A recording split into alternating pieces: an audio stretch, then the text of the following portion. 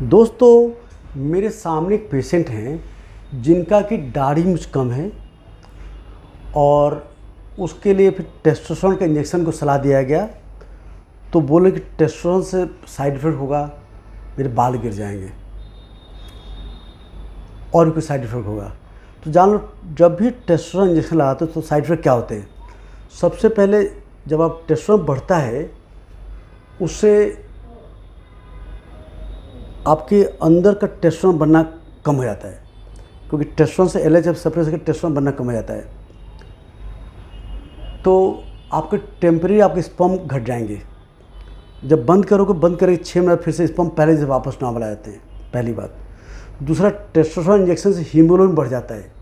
अगर हीमोग्लोबिन 17 से ऊपर जाएगा तो आपको ब्लड डोनेट करना पड़ेगा, क्योंकि हीमोग्लोबिन बढ़ने से ब्लड गाढ़ा हो जाता है तो अच्छा नहीं होता है। तो आपको जब भी अगर हीमोग्लोबिन 17 से ऊपर जाए तो आपको ब्लड डोनेट करना पड़ता है।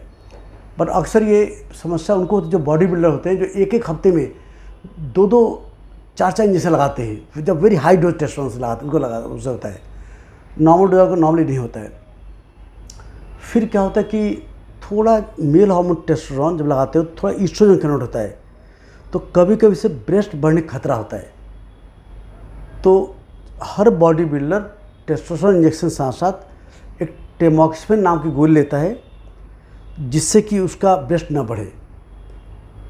फोर्थ, जब भी टेस्टोस्टेरोन लेते हो तो आपका मैं बोला एलएच हार्मोन घट जाता है, जिससे टेस्टिस साइज थोड़ा कम हो जाता है। उसे बोलते हैं टेस्टिस श्रिंकेज।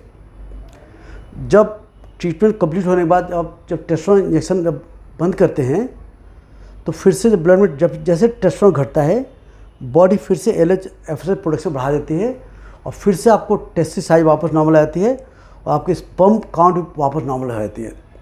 जो हीमोग्लोबिन थोड़ा बढ़ जाता है वो भी वापस नॉर्मल हो जाता है।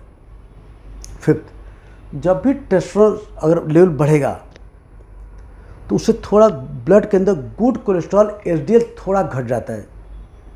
देखो, हम मर्दों के अंदर, औरतों के अंदर एचडीएल होता है कम से 50-55, कि उनका टेस्टोस्टेरोन डाउन होता है, ईस्ट्रोजन आपका एचडीएल बढ़ाता है। हम मर्दों का एचडीएल होता है 40 से 50 के आसपास, थोड़ा कम होता है। तो जितना टेस्टोस्टेरोन हाई होता है टेस्टोस्टेरोन, उतना गुड कोलेस्ट्रॉल एचडीएल घटता है और इससे कोलेस्ट्रॉल नहीं बढ़ता है। फिर अगर किसी एज ज़्यादा है, 40-50 साल ज़्यादा हो, उसे प्रोस्टेट बढ़ने का खतरा होता है। तो स्पेशली अगर किसी प्रोस्टेट बढ़ा तो हम लोग उसको नहीं देते या प्रोस्टेट की साथ दवा के साथ देते हैं।